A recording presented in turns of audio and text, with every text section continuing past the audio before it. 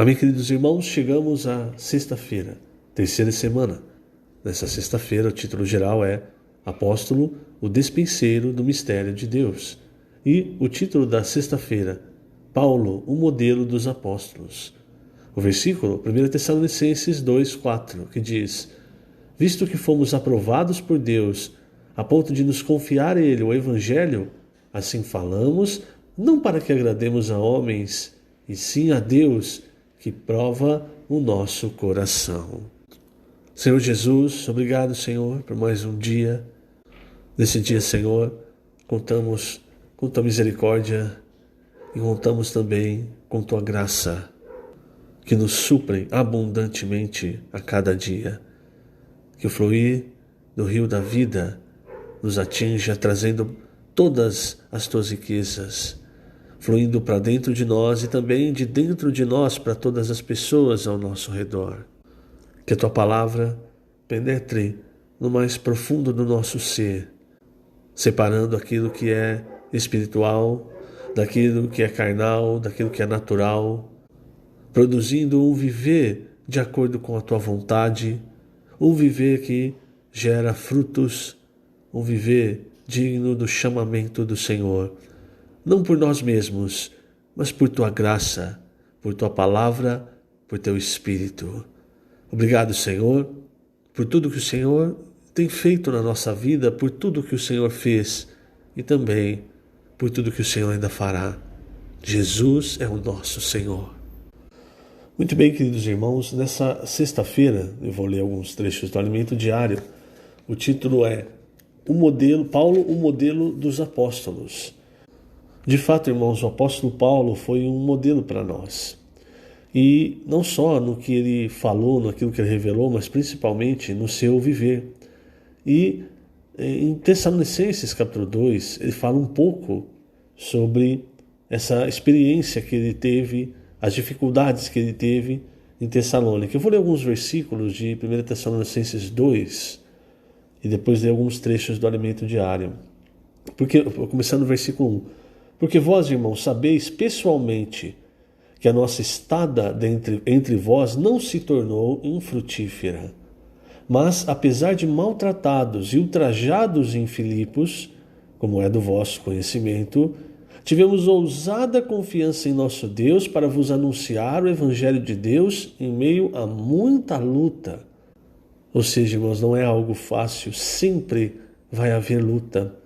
Versículo 3, pois a nossa exortação não procede de engano, nem de impureza, nem se baseia em dolo. Isso aqui é um ponto importante, irmãos.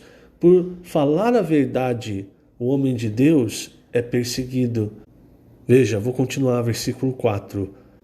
Pelo contrário, visto que fomos aprovados por Deus, a ponto de nos confiar Ele o Evangelho, assim falamos não para que agrademos a homens, e sim a Deus, que prova o nosso coração. Então, outro ponto, irmãos. O apóstolo não fala palavras que procedem de engano, principalmente quando é exortação, nem de impureza, nem se baseia em dolo.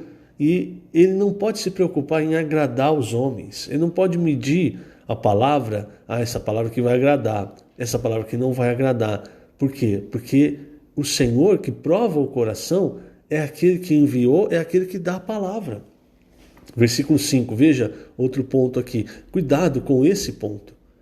A verdade é que nunca usamos de linguagem de bajulação, como sabeis, nem de intuitos gananciosos. Deus disso é testemunha. Ganância aqui, irmãos, não é só com relação a dinheiro, mas muitas vezes os homens a gente vê isso na Bíblia, vêm com palavras doces, elogiando, bajulando, mas a intenção é ganhar as pessoas para si. Então tem que tomar muito cuidado com linguagem de bajulação. Versículo 6. Também jamais andamos buscando glória de homens, nem de vós, nem de outros.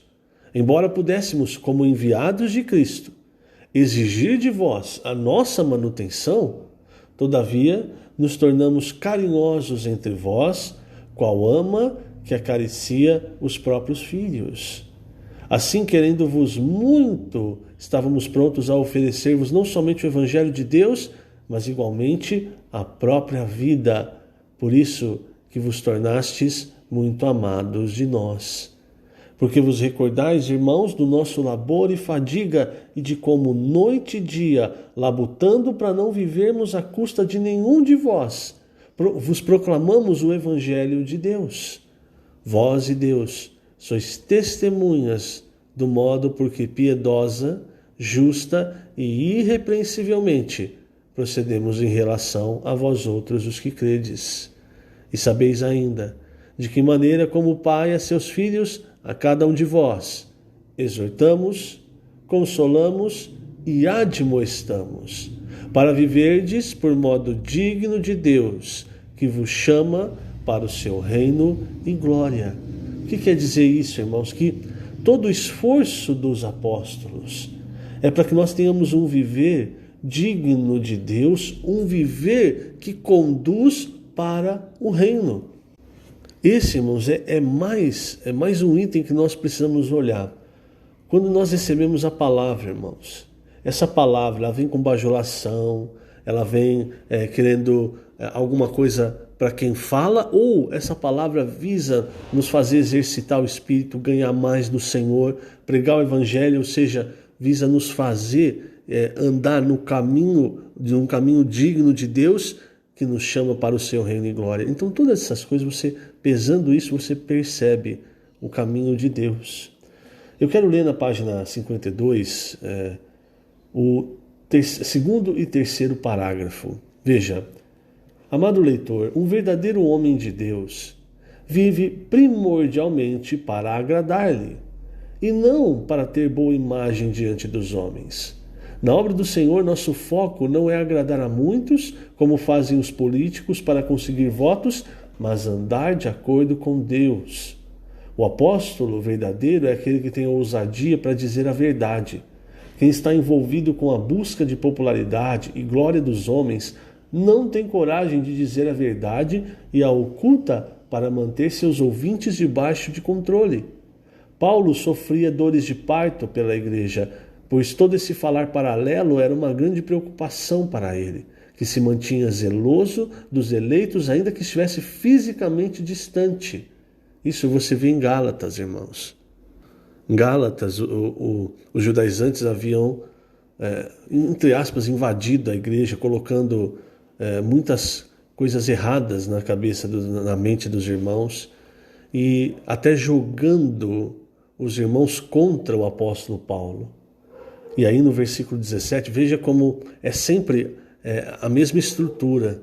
Paulo fala assim, Gálatas 4,17, vou ler o 16. Tornei-me, porventura, vosso inimigo por vos dizer a verdade? É isso que nós vemos em Tessalonicenses 2. Ele era fiel, ele dizia a verdade. Os que vos obsequiam não o fazem sinceramente. Obsequiar, irmãos, é no sentido de bajular. É o que também nós vimos em 1 Tessalonicenses 2. Não o fazem sinceramente, mas querem afastar-vos de mim, para que o vosso zelo seja em favor deles. Perceba, não é sempre a questão da ganância, não é sempre uma questão financeira, mas de ganhar as pessoas para si. É bom, versículo 18, é bom ser sempre zeloso pelo bem, e não apenas quando estou presente convosco, meus filhos, por quem de novo sofro as dores de parto, até ser Cristo formado em vós. Então, o apóstolo, ele sofre, irmãos, como essas dores de parto. Veja como esse trecho de Gálatas, ele está assim, bem adequado com o 1 Tessalonicenses 2. Porque ali o que Paulo fala? Ele fala, eu sou como uma ama que acaricia vocês. No versículo 11 de 1 Tessalonicenses 2, ele diz, e sabeis que ainda que de maneira como pai a seus filhos, a cada um de vós exortamos, consolamos. E aí, irmãos, um versículo importante que eu não posso deixar de ler é o versículo 13, porque esse versículo é muitas vezes distorcido hoje.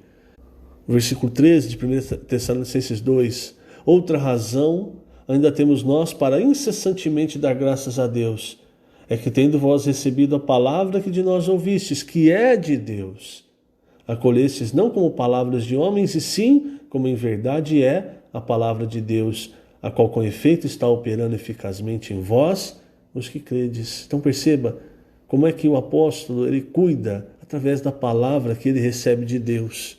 Então é a palavra profética, a palavra dele, mas a palavra que vem de Deus.